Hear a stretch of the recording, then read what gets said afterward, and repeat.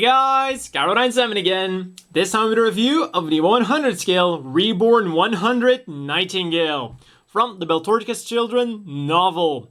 So for color scheme, we have the typical Char colors. We have a lot of red going on, one shade. Then we have two shades of gray. We have a very light gray for some of the thrusters here, small details, and also for the joints. And I really like the way these look. Very similar to the Gundam Thunderbolts, and really gives it more of a spacey feel. And finally, we also have it for the fuel tanks here on the back. Then we have a darker gray, which is used for the thrusters, the insides here. You can see a lot of the dark gray on the insides of those binders. Bring it back around, there we go. So dark gray all over the place.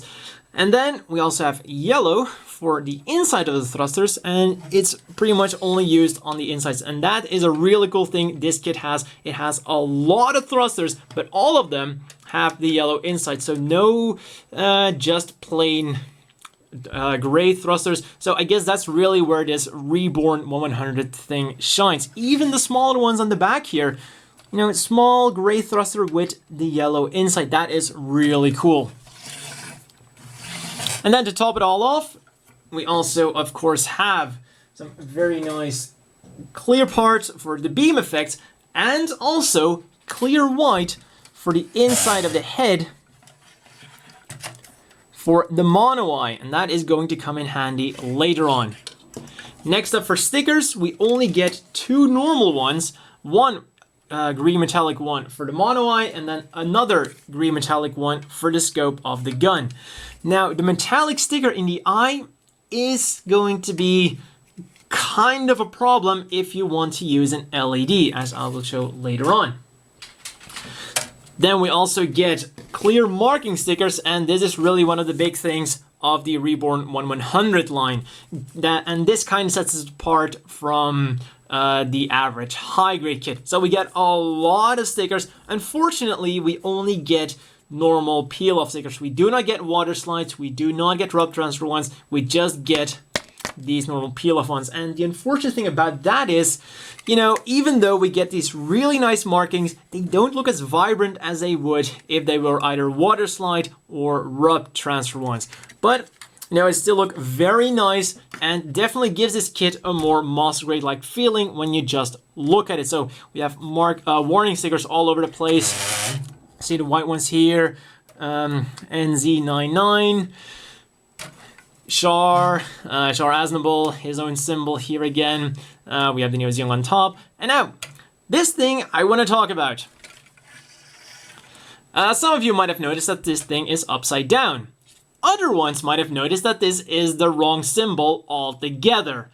Yes, and not just is this thing wrong, they actually took it from the wrong mobile suit. This is Char's insignia on the Sazabi. The Nightingale has a different one. It's more rounder with just straight lines poking out of it. So, yeah. I kind of looked at the symbol and I thought, you know, how is this thing going to look the best? And for some reason, I preferred it like this. And I thought, you know, they gave us the wrong one anyway, so I might as well put it the way I like it. And other than that, we do have a few spare ones. As you can see, these are all the ones still left on there if you just follow the manual. So you still have a big Neo Zeon symbol, a smaller Neo Zeon symbol, and there is a difference between these two and the two that are applied. This one has a slightly longer tail, and this one also. So you can still choose which one you want to use, the one with longer tail or the one with a shorter tail, and you do have a few marking warning stickers left for you to use. Also, there is still one Char Aznable left, so you might want to use these on other mobile suits, on other model kits as well. Then, moving on to articulation, and yes, it has articulation, but no, it's not really gonna do a lot, as you've probably figured out by the massiveness of this thing. First of all, the head. That is all it does. It does not go up and down. It's not on a ball joint or anything. It's just to go side to side, because if I take this apart, you will see it's just a peg that goes on here. And I think we have to go backwards in time very, very far to find a model kit that had construction like this. Even the ones with LED compatibility were still able to go up and down, even if it was only slightly. And then here we have a switch for the mono eye, though I have to say it's not very easy to move, and you're definitely going to want to use a knife to move it around. But hey, it does move around. And as I said, all of it is clear except for, well, the sticker that goes on it. And the problem with that is if you're going to put an LED in here, you kind of have to choose whether you're going to use the sticker or if you're going to use the LED, because when I put the LED in there, the sticker isn't going to let light through. And what they did with the older ones, with the masquerades that took the LED, the sticker on the mono eye is actually transparent as well. So it still has that green sticker there, but it's transparent. This one, however, is solid. So when I put this in here, there we go. And as you can see, the problem with the sticker is it stops the light from going through the front of the mono eye and kind of scatters it all over the place. So rather than having the eye light up, it's the entire thing that lights up rather than just going straight through the eye. And that is really unfortunate because you don't get that menacing look you usually get from just seeing the mono eye in a very dark backdrop. So let's compare that with, for example, the Mars eye I just showed. And here you can see pretty much the exact opposite of the Nightingale. The mono eye itself is very bright, with the surroundings also being lit up a bit, but not being the focus. It's still the mono eye that definitely draws all your attention to it and gives it that menacing mono eye look. All because they used a transparent sticker instead of a solid sticker, which means that with the Nightingale, you're really gonna have to choose, do you want to use the sticker or do you want to LED? And then when you don't have the LED turned on, you know, you're going to be stuck with just a transparent white mono eye, which is pretty boring actually, or you're gonna have to paint it. Either or. So really they should have just gone with a clear sticker. Moving on with the arms, and in terms of articulation, they're definitely the biggest disappointment of this kit. First of all, they do not move backwards and forwards. They will only rotate around and go up about that far. And really going backwards and forwards has been a standard in pretty much any grade for a very long time. Then the elbow, not quite 90 degrees because the arm is slightly bent. It gives the illusion of bending a bit more, but this doesn't even want to go the full 90 degrees that you would get with one single joint. So really that is very disappointing, because the problem is, because the arm is hardly articulated, you're not going to be able to pull off a lot of poses with the gun, and it is pretty hard to pose as is. Also, the arm really likes to come loose. Also rotates around below the shoulder. Then these hands, they the best way to describe them is they're very similar to real grades. They are fantastically articulated, all the fingers are separate, all the joints work like they should, and I really love what they did with the thumb here. I mean, just look at the amount of articulation this thing has. I love these hands, absolutely. The problem is they do tend to be a bit flimsy, because when you look at this part here, this is only connected with a single ball joint right here, and then kinda with the hand cover that's holding it in place. So it's not a very sturdy connection. As is, they're very, very good. But the problem is, once you put something heavy in the hand, such as the Mega Beam Rifle, this part here will see a lot of stress. Also, another thing I'm worried about for the future is, when you look at this connection, that is very thin. And when you then give them huge weaponry to hold, I'm kind of worried, but so far it hasn't even bent or anything, so that's very good so far. Also, we have tabs here to hold on to the weapons, and the cool thing is they will fold in and then fold back out. So overall, these hands might be a bit flimsy, but at least they work very, very well. And I have to say, even though the wrist here might be a bit on the weak side, I think these are by far my favorite hands ever. And I just love how the thumb can also go like this. And it's very realistic when you're trying to hold a gun. I mean, those hands, Gotta love them. Then the waist should technically turn around, but because everything that's in the way, it's not really gonna turn around a whole lot. As you can see, it kind of jitters around a bit.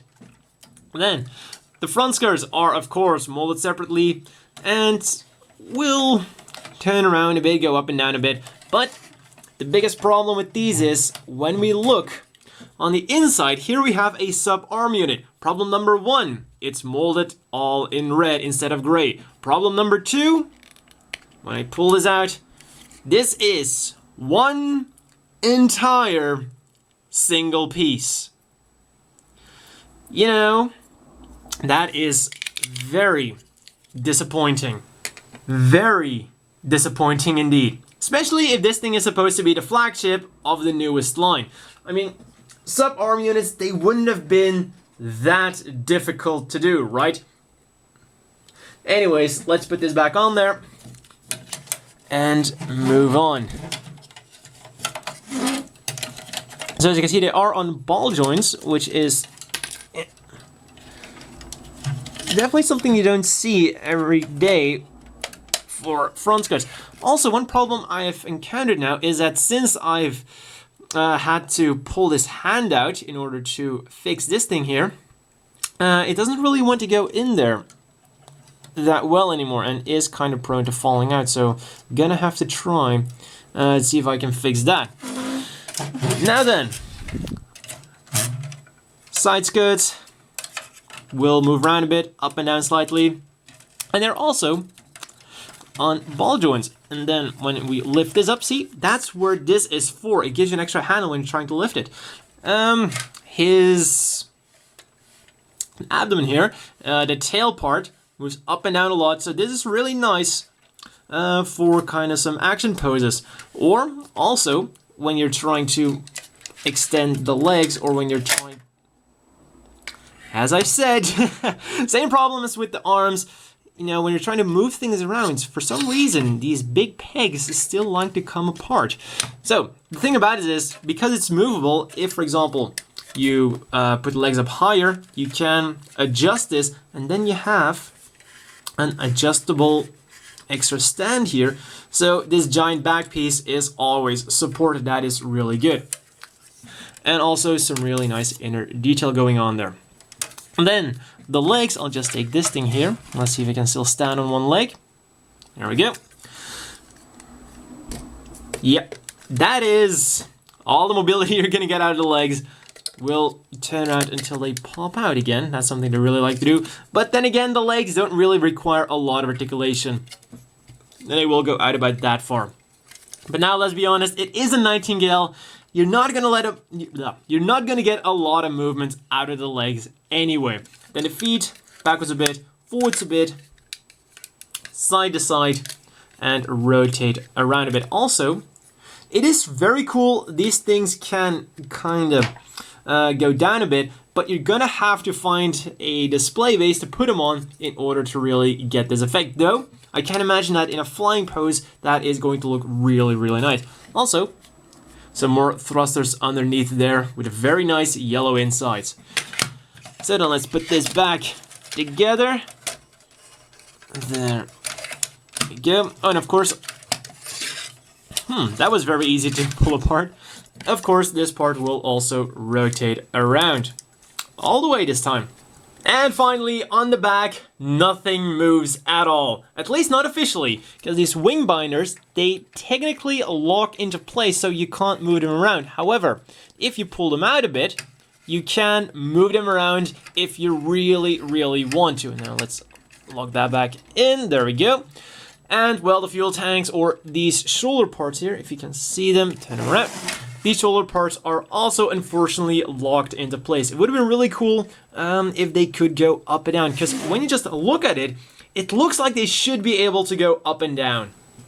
Overall, the articulation is a bit of a bummer. Now, the legs can be easily forgiven. You're not going to put this thing in any dynamic action poses. It's a bulky machine. That's fine. The arms, on the other hand, well, they've got to hold on to this bad boy. And the problem is, With the arms like this, you're not really going to be able to put this thing in a lot of poses other than straightforward. Also because of the shape of the body, it does kind of get in the way when you're trying to pose it with this.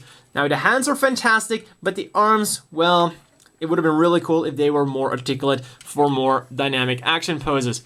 And also it would have been really awesome to have the, the smaller details also articulated, because this is the flagship of the new line.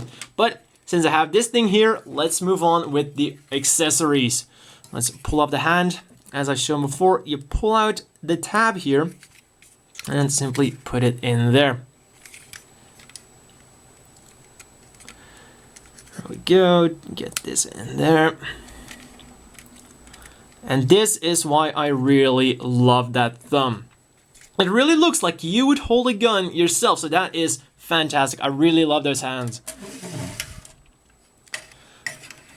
I'm gonna put this in here, and you will immediately see the first problem once I get this hand in there. There we go. This is about the best you're gonna be able to hold the gun. You can't even hold the gun all that straight. And you know what's gonna be even worse? Trying to get that other hand to also hold on to the gun. And there goes the hand. That's really something that is a bit annoying. So let's try to get that in there again. So really the only pose you're gonna be able to pull off with the gun is either straightforward or, a bit to the side like that, or holding it like this.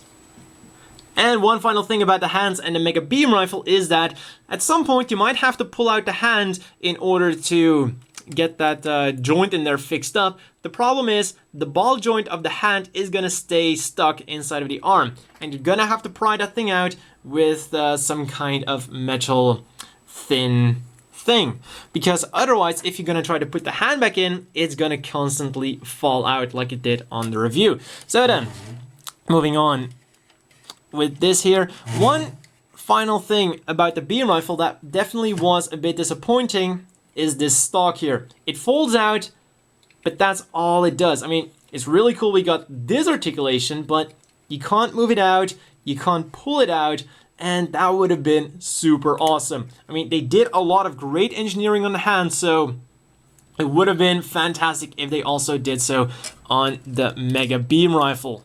We also get the very big and nice Beam Tomahawk. And really like the detailing that's going on here.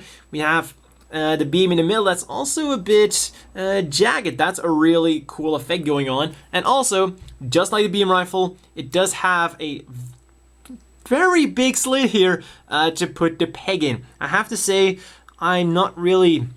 Well, at first I thought it didn't really look that appealing, but because it is so long, the advantage is you can kind of choose at what length you're going to hold the beam tomahawk. Oh well, at least that's one advantage of the arms coming apart very easy. So then just put that in there, and then you can still adjust the height a bit, whether you want him to hold it on the tip or a bit closer there. There we go. I would recommend holding it a bit longer, holding it a bit lower, because, those beams are quite long. Now, one thing I found odd about the beam effect parts is, let's quickly zoom in on that, this right here. First of all, it just now looks like this here is missing a part that should be here, because when I remove this, out you come, you can see that the gap where, well, the beam tomahawk is supposed to go continues all the way up to here. And the same thing on the other side. So these beam effect parts were recycled from another kit, and they don't perfectly fit on here, because this is, rather annoying to see on your mobile suit, because it just looks off. And also when you look at the runner, it says 2008. For a flagship model kit for your brand new line, that is rather cheap, that you're going to recycle beam effect parts that don't exactly line up with the outline of the beam tomahawk. That is rather disappointing if you ask me. Now, say that you don't want to use the Beam Tomahawk, well, you can store it underneath the shield. The big problem here, however, is we have a giant peg and this equally giant hole here. Getting this out is a major pain because there is so much friction involved. You really have to, it doesn't feel that great when you're trying to get it out. It feels like you're constantly going to break the Beam Tomahawk in two because it's just stuck in there so well. And another problem is right here, stretch marks, and this happened because I simply put it in there. When I tried to put it in, I could almost feel the plastic cracking. That was definitely not a good thing. It's just that this peg doesn't even seem to, perfectly fit the slit here. So that is rather annoying for a model kit that's supposed to have great quality. So then, I'm not going to put that in there again. I'm not going to go through the hassle of getting this thing out again because it really is a pain to get it out there. So my advice is if you want to Beam Tomahawk inside of the shield and have it look cool like this, make sure you're planning to do it permanently because I have to say it does look rather cool on the shield. It looks really nice on there. But because the arms do have rather limited maneuverability, you're not really going to be able to pose a lot with the shield. Yet another reason why I would have loved to have a bit more arm movement. This shield, in combination with the Beam Tomahawk, looks absolutely badass, but you just can't do enough poses with it. Also, decals look really nice. So then, you have the typical thing going on here, rotates around. You can mount that on both arms, and you simply have to remove this cover here. So nice attention to detail. If you don't want to use a shield, you won't have a random hole in your arm. Click it on there and there we go. And that's what it's going to be. There we go. Also, some nice detail going on. We have some missiles here. And the shield is a really nice thing. And finally, we're also getting the funnels. And unfortunately, they're not all as easy to remove. The ones on top are by far the easiest, and even then, you still gotta fight with them a bit. Put this thing back. This is not part of the funnel. And, the other four on the binder are pretty much impossible to remove because it is just plastic rubbing against plastic, and it is pretty big. Now, the unfortunate thing about the funnels is you can't really do a lot with them because we don't get a cool stand to put them on. We don't get, nice see-through pipes so it can look like they just shot out. And I would have really loved to have something like that on the flagship model kit of a brand new line, really show off how high quality it is, all the cool gimmicks it has, but no, they just give us the funnels. You can try to remove them all, but you're gonna remove the thing as a whole. So yeah. Unfortunately, the funnels are just kinda there. And what's even more unfortunate is that if you take a perfect grade beam saber, it fits. So how awesome would it have been to have, see-through pipes with the fin funnels with perfect grade beams coming out of them. That would have been simply fantastic. Even if they only gave 2 or 4 pipes, that would have been fantastic. And these beam sabers, well, these beam blades fit, so obviously they made it so this would fit. Just adding that little extra touch to this model kit would have been simply awesome. And finally, another thing, did you know that the Nightingale has a hidden beam cannon in its abdomen? Well, neither did I, and neither did the maker of this model kit, because unfortunately it is not included. Yet another feature that would have been really awesome to include in the flagship of the new line. As always, the inevitable question is, do you want to buy this?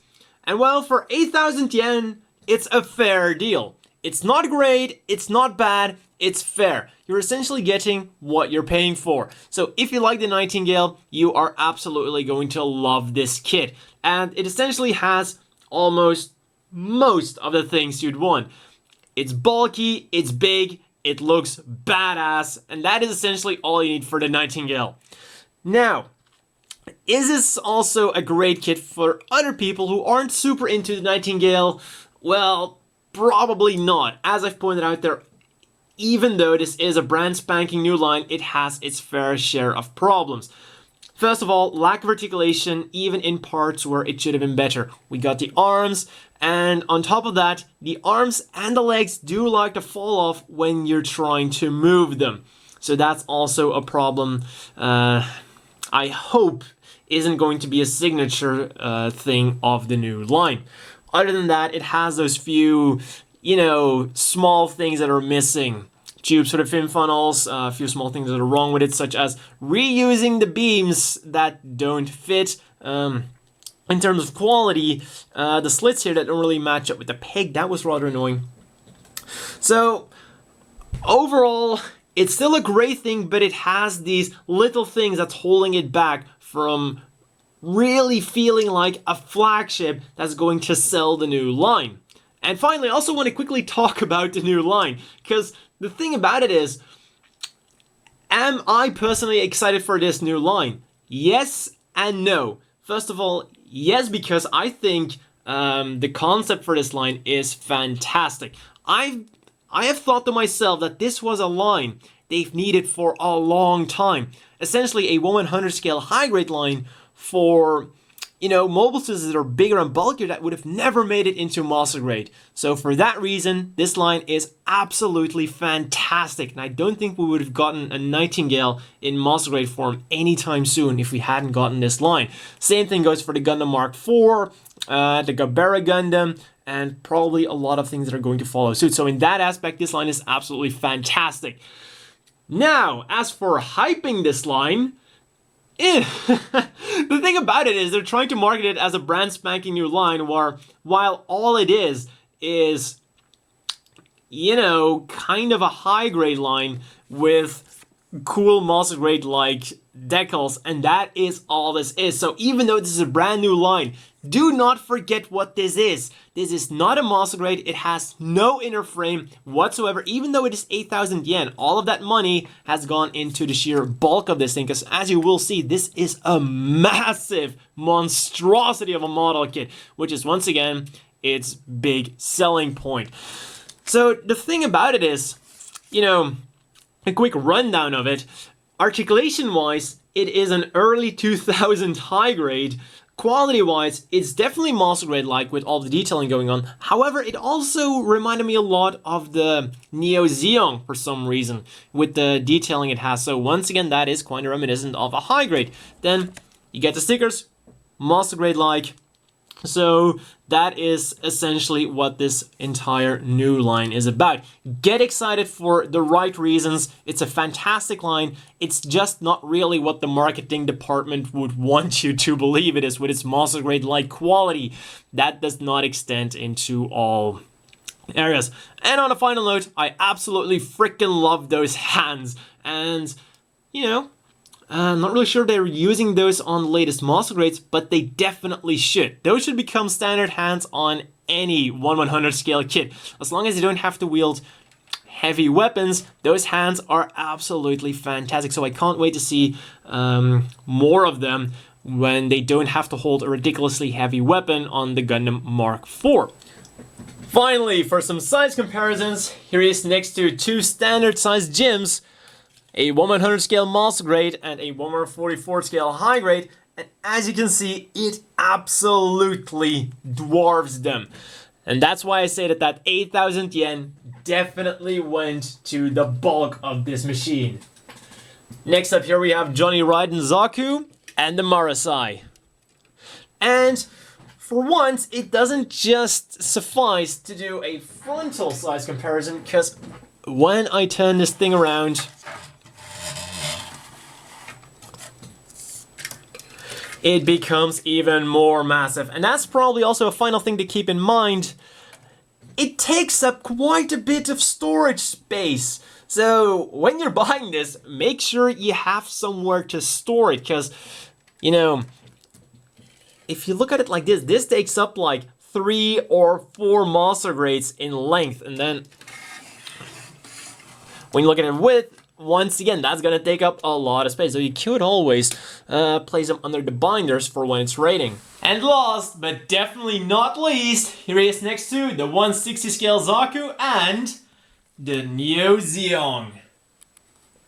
And well, that's all for this review, and see you guys next time.